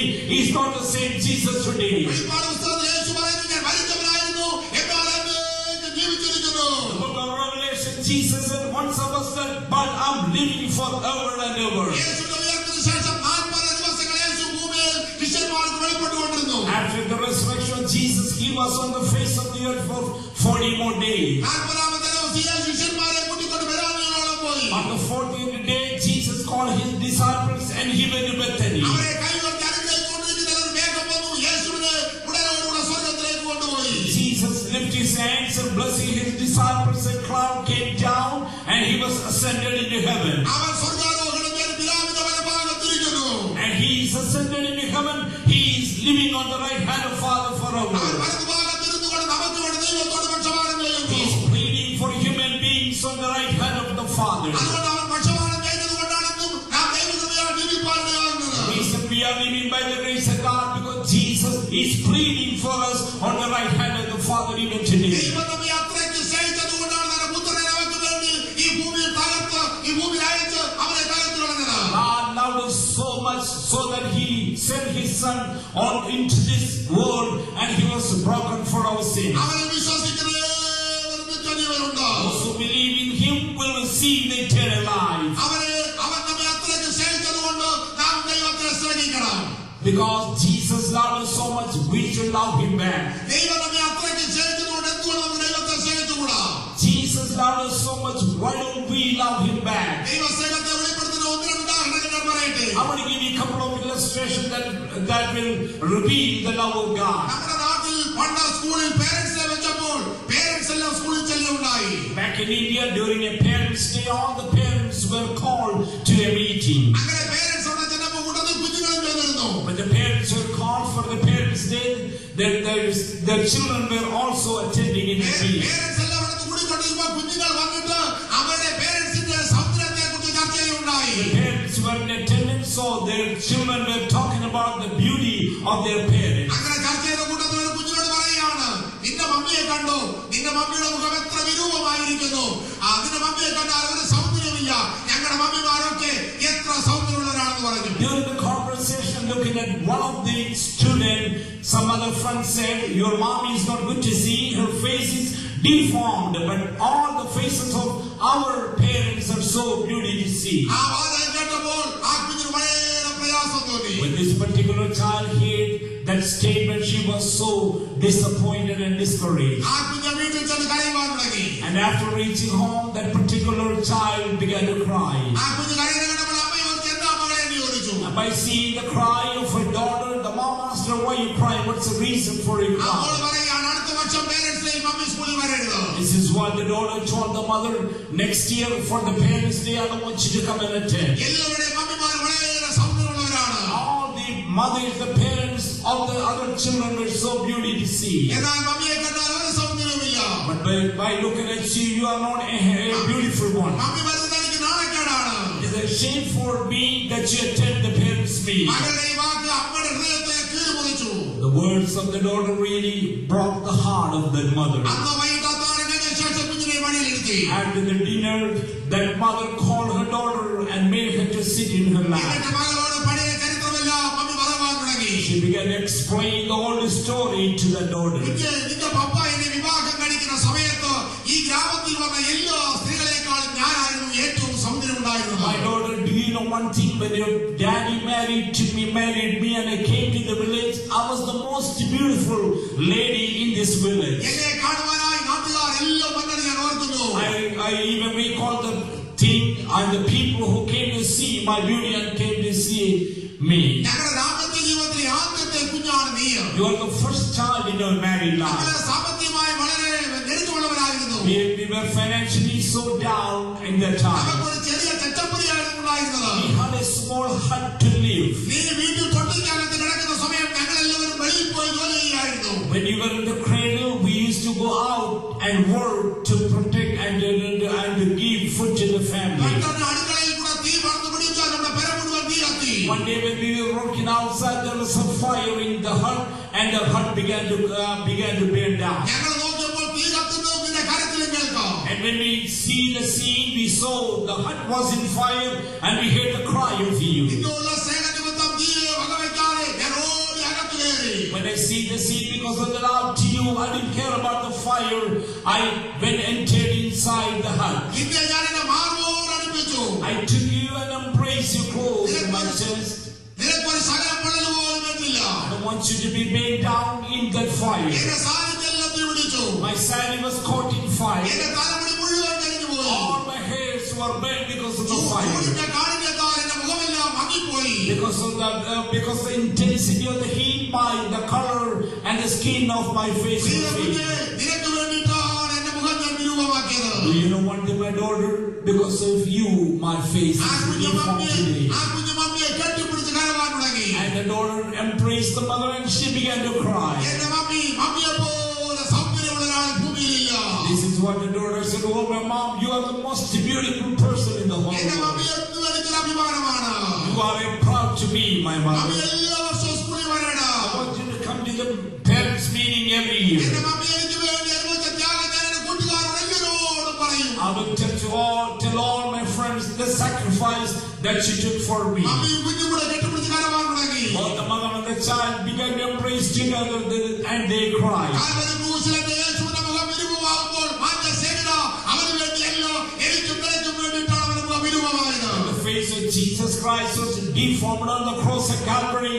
That wasn't for him but for you and I. ഒരു ബഹുമാന്യ പുരോഹിതൻ ഒരിക്കൽ പറഞ്ഞ ഒരു സംഭവമാണ് ഞാൻ ഓർക്കുകയുണ്ടായി. I remember a story that is said by a priest. അദ്ദേഹം റാന്നിയിൽ ഒരു ശവമടക്കുവാൻ പോയ സന്ദർഭത്തെ കുറിച്ച് പറയുകയുണ്ടായി. And he was attending a funeral service in Rani and he said something. പ്രാർത്ഥനയെല്ലാം കഴിഞ്ഞ് ശവമടിക്കുന്ന സമയമായി.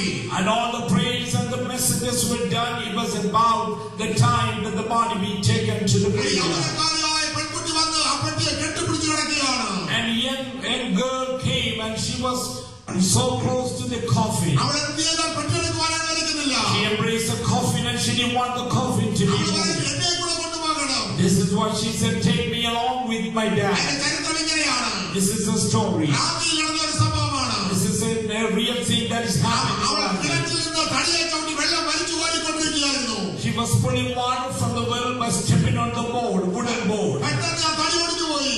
On a sudden the wooden board was broken. അവൾ കിണറ്റിൽ വിടുതല വിളിച്ചു. She fell into the well and she began to അവളുടെ cry. ഡാഡി ഓടി വന്ന് കിണറ്റിലിറങ്ങി. Dad, as soon as he heard it, he went down to the well. കരയ്ക്ക് നിന്ന് അവർ കൈവിട്ട് കൊടുത്തു. All the people who were on the side and they put down a rope. അങ്ങനെ പലരുടെ സഹായത്തോടെ ആ മകളെ സ്റ്റെപ്പ് കയറി കയറി അതിന് മുകളിൽ വന്നു. Because because of the help of so many people, this young girl was brought out from the world. കരയ്ക്ക് വന്ന മകളെ കരയിൽ നിന്ന് അവിടെ കൈ കൊടുക്കുകയും താൻ ചവിട്ടിയിരുന്ന കല്ല് ഇടിഞ്ഞു പോവുകയും താൻ താഴെ വീണ് ആ കിണറ്റിന്റെ അടിയിൽ വെച്ച് മരിക്കുകയും ചെയ്തു. The father gave the child to the people who were on the side, on the ground, and all on a sudden he fell down to the well and he died. അവൾ പറയുന്നത് ഇങ്ങനെയാണ്, മരിക്കേണ്ടവൾ ഞാനാണ്, എന്നെ രക്ഷിപ്പാൻ എന്റെ ഡാഡി എനിക്ക് വേണ്ടി താഴെ ഇറങ്ങി വരുമ്പോൾ എന്റെ ഡാഡിയുടെ ജീവൻ എനിക്ക് വേണ്ടി നഷ്ടപ്പെട്ടു പോയി. This is what she said. I should have died. My daddy came down to save me.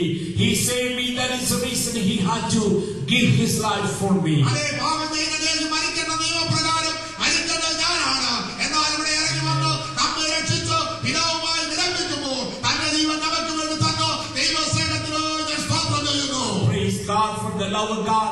I should have died because I did sin. But the love of God came down and saved me.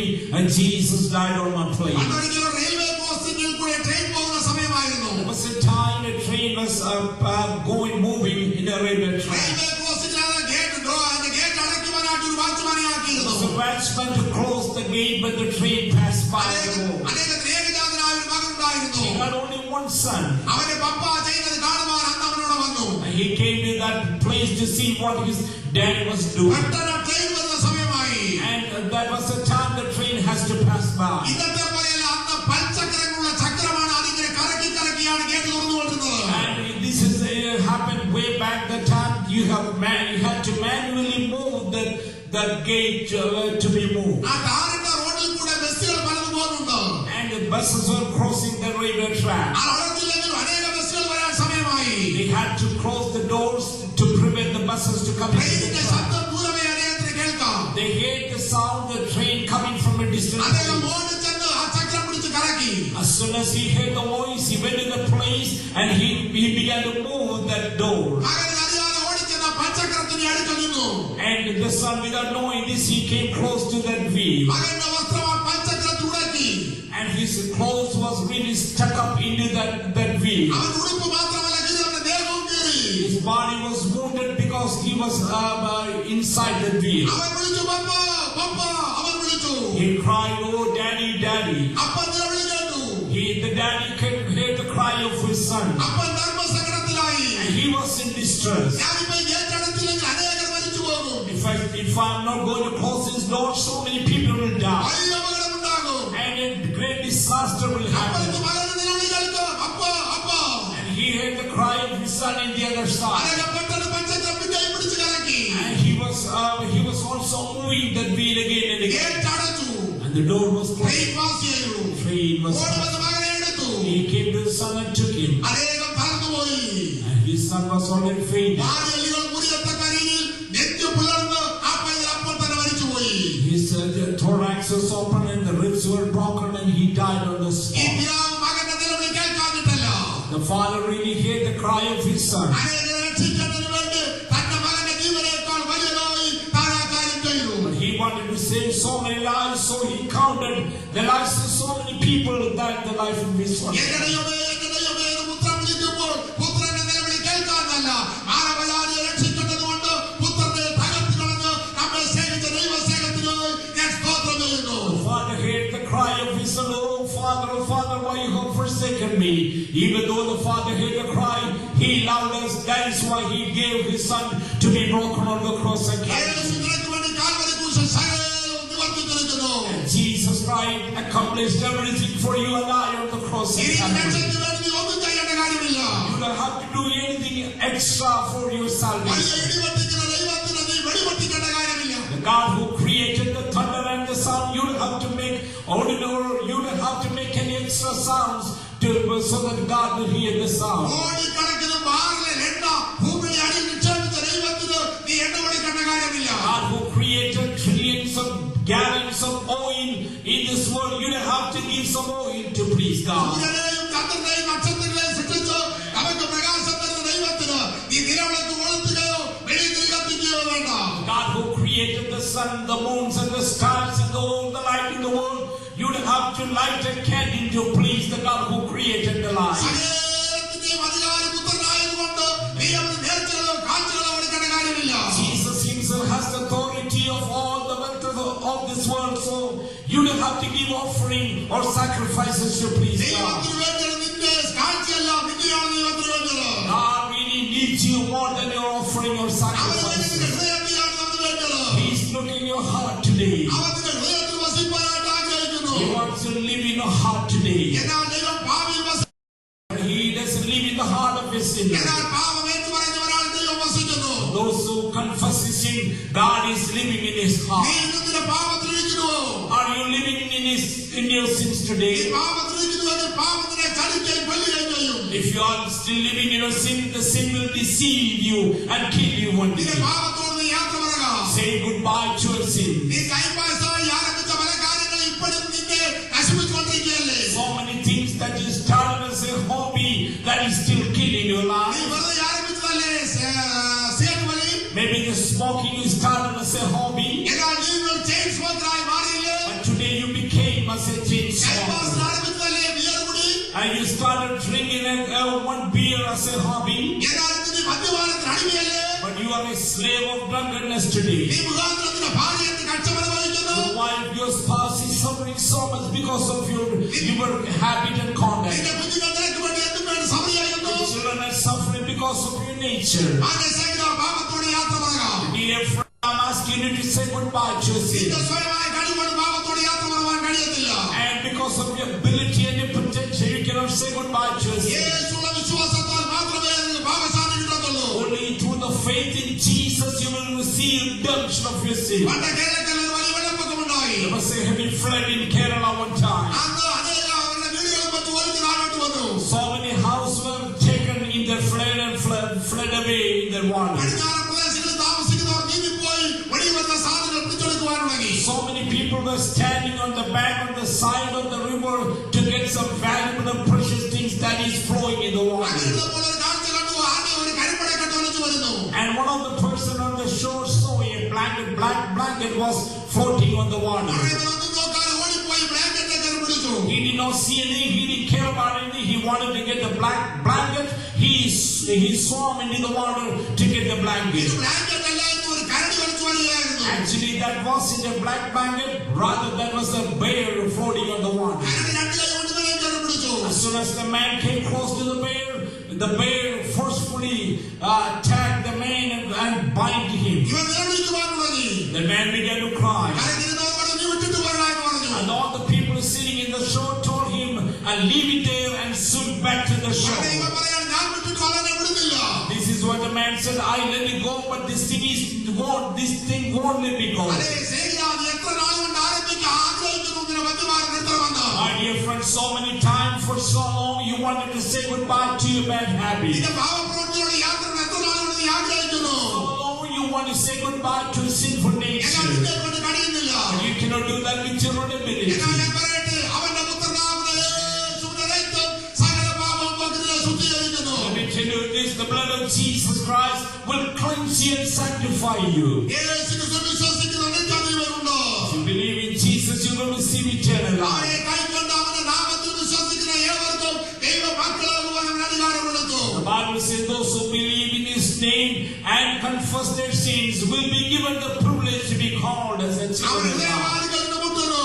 He is knocking at your door, the heart door of your heart. ആരെങ്കിലും അവന്റെ ശബ്ദം കേട്ട് ഹൃദയത്തിന്റെ വാതിൽ തുറന്നു കൊടുത്താൽ നിന്നെ അംഗീകരിക്കുന്ന ഒരു നല്ല കർത്താവ് നിനക്ക് വേണ്ടി ഉണ്ട്. I want you to know one thing, that there is a loving God, loving Jesus. If you open your heart today, He will come inside your heart and will abide in your നീ heart. യേശുവിനെ സ്നേഹിച്ച് യേശുവിനെ നിന്റെ ഹൃദയത്തെ വിട്ടുകൊടുക്കുമ്പോൾ നീ ദൈവത്തിന്റെ പൈതലായി തീർന്നു. When you love Jesus Christ, confess your sin and give your heart to Jesus, you will become the child of Christ. ദൈവമതിയായി തീർന്ന നിനക്ക് വേണ്ടി സകല കാര്യങ്ങളും അവന്റെ ദൈവപ്രകാരം നിനക്ക് വേണ്ടി ചെയ്യുന്ന ദൈവമാണ്. When you become the child of God, He will accomplish all things for you eventually. Bible പറയുന്നു, നിനക്ക് വേണ്ടി സകലവും നിർവഹിക്കുന്ന ദൈവത്തെ തന്നെ. The Bible says your God is a God who performs all things for you. നിന്റെ ജീവിത ഭാരങ്ങളാൽ നീ എന്തിനു ഭാരപ്പെടുന്നു? Why you worry about your problems? നിന്റെ വീട്ടുകാര്യങ്ങൾക്ക് വേണ്ടി നീ എന്തിനു ഭാരപ്പെടുന്നു? Why you worry about the homely affairs? നിന്റെ കുഞ്ഞുങ്ങളുടെ കാര്യത്തിന് വേണ്ടി നീ എന്തിനു ഭാരപ്പെടുന്നു? Why you are taking the burden of your children? നിന്റെ രോഗത്തിന് വേണ്ടി നീ എന്തിനു ഭാരപ്പെടുന്നു? Why you worry about the sickness of your body? ബൈബിളിൽ ഇങ്ങനെ വായിക്കുന്നു, റോമാലേഖനം 8:32, സ്വന്തം പുത്രനെ ആദരിക്കാതെ നമുക്ക് എല്ലാവർക്കും വേണ്ടി ഏൽപ്പിച്ചു തന്നവൻ അവനോടുകൂടെ സകലവും നൽകാതിരിക്കുമോ? The Bible says like this in the book of Romans chapter 8 and verse 32. He who did not spare his own son, but delivered him up for all of us, how shall not he with him also freely give all things to us? സ്വന്തം പുത്രനെ ദൈവം നമുക്ക് വേണ്ടി തന്നെങ്കിൽ പുത്രനോടുകൂടെ സകലവും ദൈവം നമുക്ക് നൽകി തരും. God has given his only begotten son for our life, our sins. He will give all things along with his son Jesus. ദൈവത്തിന്റെ അനുഗ്രഹങ്ങൾ പ്രാപിക്കണമെങ്കിൽ പുത്രനെ ആദ്യമേ സ്വീകരിക്കണം. If you want to receive the blessings of God, first of all, you need to accept Jesus ഒരു Christ. ഉദാഹരണത്താൽ ഞാൻ ആ കാര്യം തെളിയിക്കട്ടെ. And let me prove that with an illustration. ഒരിടത്തൊരു ധനവാനായ ഒരാളെന്ന് ജീവിച്ചിരുന്നു. There was a young man who lived way back. അദ്ദേഹത്തിന്റെ പേരൻസോ സഹോദരന്മാരോ എല്ലാവരും മരിച്ചുപോയി. All his parents and brothers and all his relatives were dead and gone. അദ്ദേഹം ഒരു അനാഥയായ ഒരു യുവതിയാണ് വിവാഹം കഴിച്ചത്. He married to an orphan girl.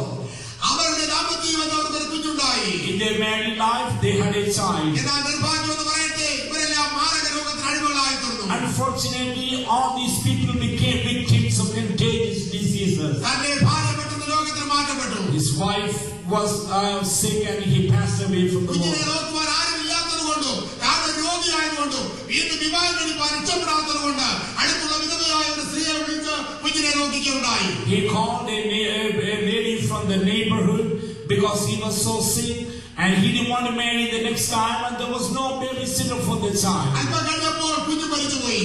After some time, his son also did and passed away. അതിനുശേഷം ധനവാനും മരിച്ചു. After some time, the rich man died. തന്റെ വസ്തുക്കൾ ഏറ്റെടുക്കുവാൻ close റിലേഷൻപ്പെട്ട ആരും ഇല്ലാത്തത് കൊണ്ട് ഗവൺമെന്റ് ആ വസ്തുക്കളെല്ലാം ഏറ്റെടുത്തു. There was no close relatives to take care of his possessions, so the government took all his belongings. Government പരസ്യപ്പെടുത്തി ധനവാന്റെ വസ്തുക്കളും എല്ലാം ലേലം ചെയ്യുവാൻ പോകുകയാണ്. There was a declaration in the newspaper that all the belongings, the possession belonging to the rich man will be sold in an auction. ആ ദേശത്തെ അനേകർ ധനവാന്റെ വസ്തുക്കൾ മേടിക്കുവാൻ വേണ്ടി വന്നു. So many people came to attend that auction sale. ലേലത്തിൽ എല്ലാവരും വസ്തുക്കളും കാറും എല്ലാം മേടിച്ചുകൊണ്ട് പോയി. All the people bought different things of the rich man, his car, his houses, and his properties. ഈ കുഞ്ഞിനെ നോക്കിയ വിധവയായ സ്ത്രീ അവരുടെ കയ്യിലുള്ള കുറച്ച് കാശ് കൊണ്ട് ലേലത്തിൽ പങ്കെടുത്തു.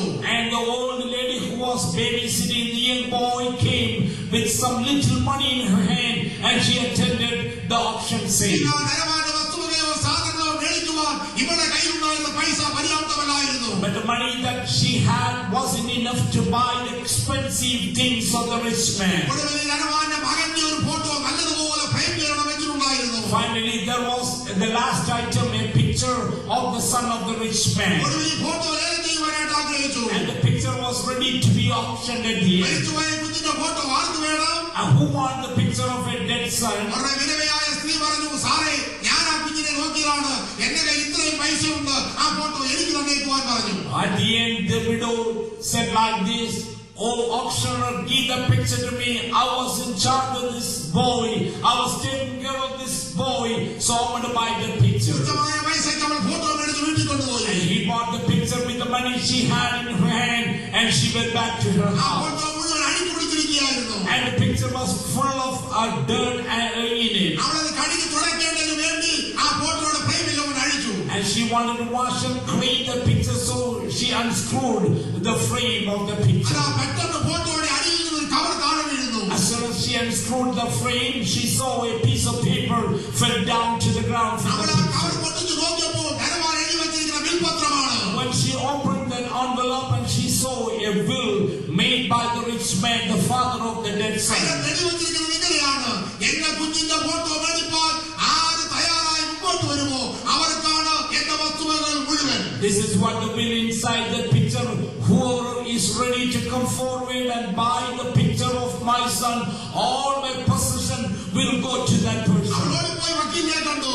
As soon as she saw the will, she went to a lawyer. ലേലത്തെല്ലാം തിരിച്ചെടുത്തു. And she regained or repossessed all things that were auctioned അവൾ there. ആ ദേശത്തെ വലിയൊരു ധനികയായി തീർന്നു. She became the richest person in the land. അതെ, പുത്രനെ മേടിക്കുന്നവനാണ് പുത്രന്റെ അവകാശങ്ങൾ മുഴുവൻ. Those who buying the son will receive all the things, the inheritance of the son. ദൈവം വെച്ചിരിക്കുന്ന വ്യവസ്ഥയും അത് തന്നെയാണ്. തന്റെ പുത്രനെ ആര് സ്വീകരിക്കുമോ പുത്രനോട് കൂടിയാണ് സകല അനുഗ്രഹങ്ങളും ദൈവം വെച്ചിരിക്കുന്നത്. That is the condition made by the Heavenly Father. Whoever is buying the son, along with the son, he or she will receive all possessions of the son. നമുക്ക് വേണ്ടി സ്വർഗത്തിലേക്ക് കടന്നുപോയ യേശു താമസം കൂടാതെ വീണ്ടും വരും. Jesus Christ who ascended into heaven, he will come back അവൻ soon. വീണ്ടും വരും. He will come back soon. Bible പറയുന്നു അവൻ വീണ്ടും വരും. Bible says he will come back for sure. യേശു പോകുന്നതിന് മുൻപ് പറഞ്ഞു ഞാൻ വീണ്ടും വരും. Jesus, before he was ascended into heaven, he said, I will come back the same way I'm ascended into Yeshu heaven. ഉയർത്തെഴുന്നേറ്റപ്പോൾ ദൂതന്മാർ വന്ന് പറഞ്ഞു സ്വർഗ്ഗത്തിലേക്ക് പോയവൻ വീണ്ടും വരും. When Jesus Christ was ascending, the angels came down and said, he will come back the same manner he was ascended into Bible heaven. ആദ്യമോടൊപ്പം വിളിച്ചു പറയുന്നു യേശു വീണ്ടും വരും. But from the beginning to the end says, he will come back for sure. യേശു വരുമ്പോൾ യേശുവിന്റെ വരവിങ്കൽ നീ എടുത്തുകൊള്ളപ്പെടുമോ? Jesus come back, will you be caught up with him in his second coming? ഒന്നുകിൽ മരണം അല്ലെങ്കിൽ യേശുവിന്റെ വരവ്. Either your death or the second coming of God. നാളത്തെ ദിവസം നിനക്കുള്ളതല്ല. You don't know what holds tomorrow for you. ഇന്നോ നാളെയോ യാക്കോബിന്റെ ലേഖനം 4-ാം അധ്യായം 13-ാം വാക്യത്തിൽ ഇങ്ങനെ പറയുന്നു, ഇന്നോ നാളെയോ ഞങ്ങൾ ഇന്ന പട്ടണത്തിൽ പോയി അവിടെ ഒരാണ്ട് കഴിച്ച് വ്യാപാരം ചെയ്ത് ലാഭം ഉണ്ടാക്കും എന്ന് പറയുന്നവരെ കേൾപ്പി. The book of James chapter 4 and verse 13 we read, come now, you who say, today or tomorrow we will go to such and such a city, spend a year there, buy and sell and make a profit. നാളത്തെ നിങ്ങൾ അറിയുന്നില്ലല്ലോ നിങ്ങളുടെ ജീവൻ എങ്ങനെയുള്ളത്. You don't know what holds for you tomorrow. അല്പനേരത്തേക്ക് കാണുന്നതും പിന്നെ മറന്നു പോകുന്നതുമായ ആവിയല്ലയോ. And this is just like a wave that is seen today and that will disappear tomorrow. നാളെ ചിലപ്പോൾ പള്ളിയിൽ മുഴങ്ങുന്ന മണി നമ്മുടെ ധർമ്മമാർത്ത് വിളിച്ചു പറയുന്നതായിരിക്കാം. Maybe the death bell that will ring in the church tomorrow may proclaim your death. ഒരു പക്ഷേ നാളെ കേൾക്കുന്ന ഈ ആക്സിഡന്റ് നമ്മളെ കുറിച്ചുള്ള വാർത്തയായിരിക്കാം. Maybe the accident that we will hear about you or me.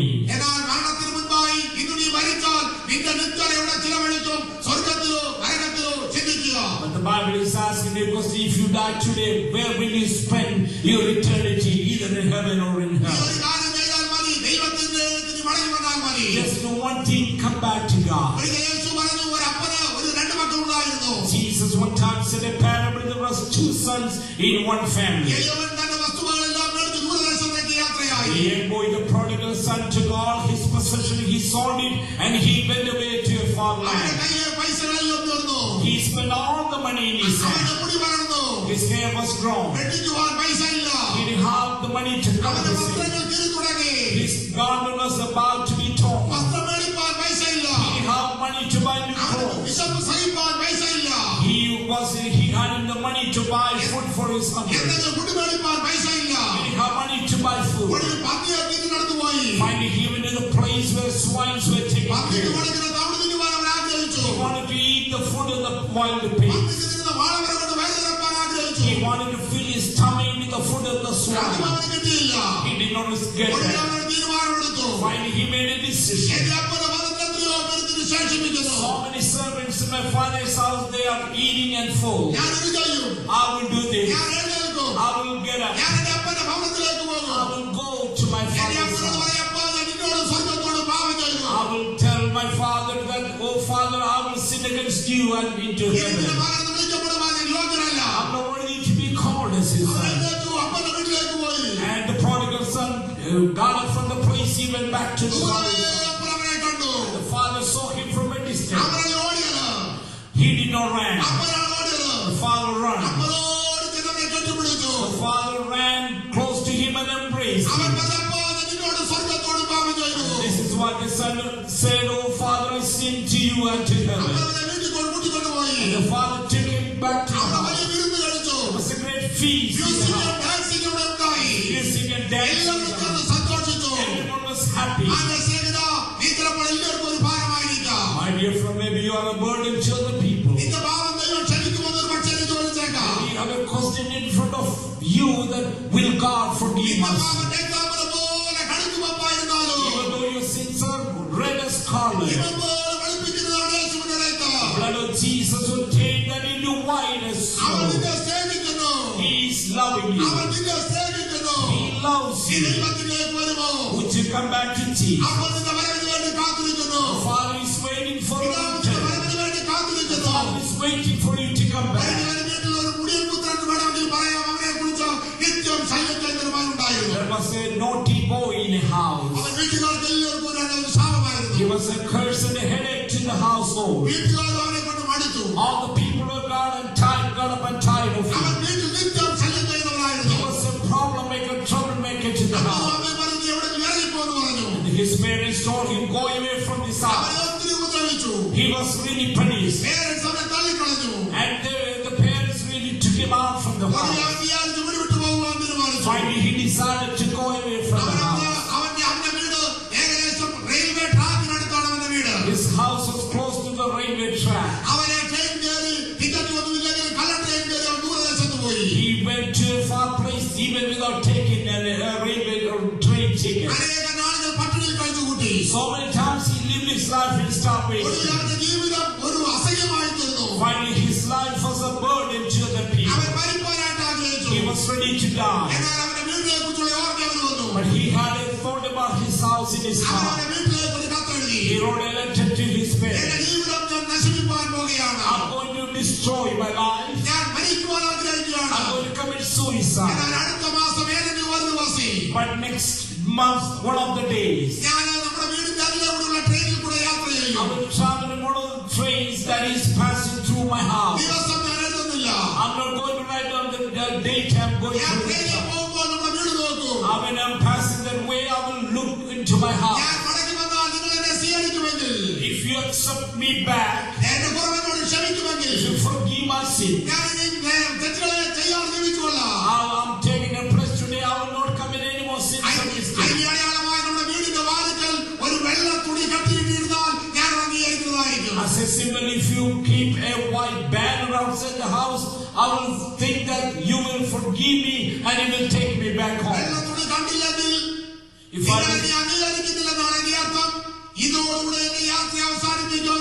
എനിക്ക് നിങ്ങളെയോ നിങ്ങൾക്ക് എന്നെയോ കാണുവാൻ കഴിയത്തില്ല. If I did not see the white cloth outside the house, that means you are not ready to take me back. You will not forgive me.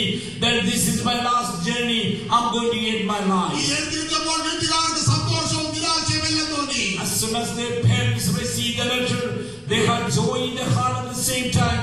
They were so മകൻ disappointed. മരിക്കുവാൻ പോകുന്നത് കണ്ടപ്പോൾ വലിയ നിരാശ തോന്നി. When they heard about the news that their son was about to die or he's going to kill himself, they were disappointed. എന്നാൽ അവർ മടങ്ങി വരുവാൻ ആഗ്രഹിക്കുന്നത് കണ്ടപ്പോൾ സന്തോഷം തോന്നി. But they were rejoicing when they heard the news that he was ready to come ഏത് back home. ദിവസമാണ് അവർ വരുന്നതെന്ന് അറിയത്തില്ല. They did not know what day he's coming പിറ്റേ back. മാസം ഒന്നാം തീയതി തന്നെ From the first day of the next month, ആ പിതാവ് ഒരു വെള്ള കോടി വീടിന്റെ മുമ്പിൽ കെട്ടി. the father just hang a white banner in front of the പിന്നെ house. തന്റെ പിതാവിന്റെ ഉള്ളം പറഞ്ഞു, And again the heart of the father said like this: by chance train സ്പീഡിൽ പോകുമ്പോൾ എന്റെ മകൻ ഈ വെള്ളക്കൊടി കണ്ടില്ലെങ്കിൽ, in case the train is passing in a fast speed and if he missed the white flag, എന്റെ മകൻ മരിച്ചു പോകും. my son will die for അങ്ങനെ sure. അവൻ മരിക്കരുത്. I don't want him to die like എനിക്ക് that. എന്റെ മകനെ വേണം. I want my son back. എന്റെ വീട് മുതൽ റെയിൽവേ ട്രാക്ക് വരെ എല്ലാ മരങ്ങളിലും വെള്ളക്കൊടികൾ കിട്ടുവാൻ തുടങ്ങി. He placed white banners and clothes and ribbons, all his house, the trees, and even in the railway track. എല്ലാ വെള്ളക്കൊടികളാണ്. He just placed white banner all over ആ the place. ദേശം മുഴുവൻ വെള്ളക്കൊടികളാണ്. He put white banners and flags all over അതാ the സമയമായി place. മകൻ കടന്നു പോകുന്നു. And the son was passing that day. മകന്റെ കണ്ണുകൾക്ക് വിശ്വസിപ്പാൻ കഴിഞ്ഞില്ല. Eyes of the son wasn't ready to believe the ആ sign. ദേശം മുഴുവൻ വെള്ളക്കൊടികൾ. There was full of white എന്റെ banners. അപ്പനെ സ്നേഹിക്കുന്നു. My father loves me. അവരോട് വീട്ടിലേക്ക് ചെന്നു. He rushed to his house. അപ്പോൾ അമ്മ ഓടി അവരെ കെട്ടിപ്പിടിച്ചു. The father came close to him and embraced ആദ്യ him. സ്നേഹിതാ, നിന്റെ സ്വർഗ്ഗസ്ഥനാകുന്ന പിതാവ് നിന്നെ സ്നേഹിക്കുന്നു. My dear friend, my heavenly Father നിന്നെ അംഗീകരിപ്പാൻ അവൻ കാത്തിരിക്കുന്നു. is ready to take you back home. നീ അവന്റെ അടുക്കലേക്ക് വരുമോ? Would you come close to Jesus? ഇപ്പോൾ രക്ഷാദിവസം. This is the day of ഇപ്പോൾ salvation. സുപ്രസാദകാലം. This is the day God will give. മരണാനന്തരം നിങ്ങൾ ചെയ്ത ഒരു ശുശ്രൂഷയ്ക്ക് നിന്നെ രക്ഷിപ്പാൻ കഴിയത്തില്ല. All the deeds that you do after your death will not save your life. മരണാനന്തരം ചെയ്യുന്ന ഒരൊറ്റ ശുശ്രൂഷയ്ക്കും നിന്നെ മോക്ഷത്തിലെത്തിപ്പാൻ കഴിയത്തില്ല. Any or all the things or the ceremonies or the rituals that you do after your death will not take you into heaven. ഒരാൾ ജീവനോടുകൂടെ ഇരിക്കുമ്പോൾ പാമ്പ് കടിച്ചെന്ന് വിചാരിക്കുക. Just say, for example, a man was bitten by a snake when he's alive. പാമ്പിന്റെ വിഷമറക്കേണ്ടത് എപ്പോഴാണ്? Do you know when the poison needs to be taken off from the body? ആൾ മരിച്ചു കഴിഞ്ഞാണോ? Is it after the man dies? ഒരിക്കലുമല്ല.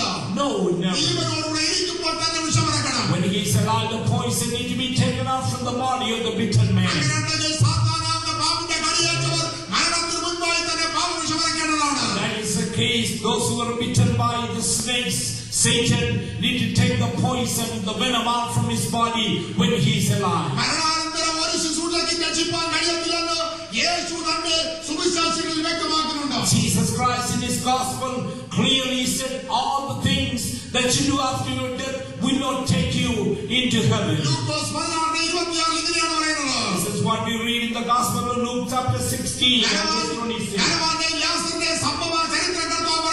Jesus was talking about the parable of the rich and the poor, rich man and Lazarus.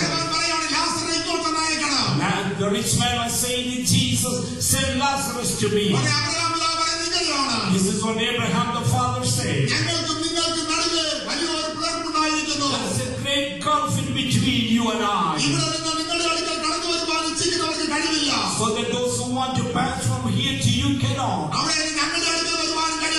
Nor can those from there pass to here.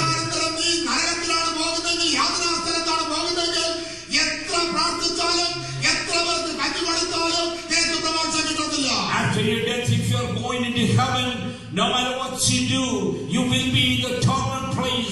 None of your rituals or your good things will not change your place. If you confess your sins and accept Jesus Christ in your heart, He is ready to take you into your life. This is what we read in the book of Romans chapter 10 and verse 9.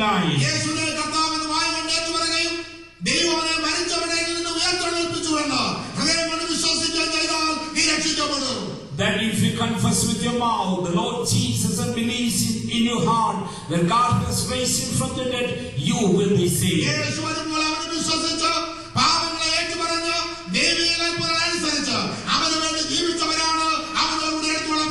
All those who accepted Jesus Christ in their heart, confess their sin, and living a holy life will be taken into heaven with Jesus.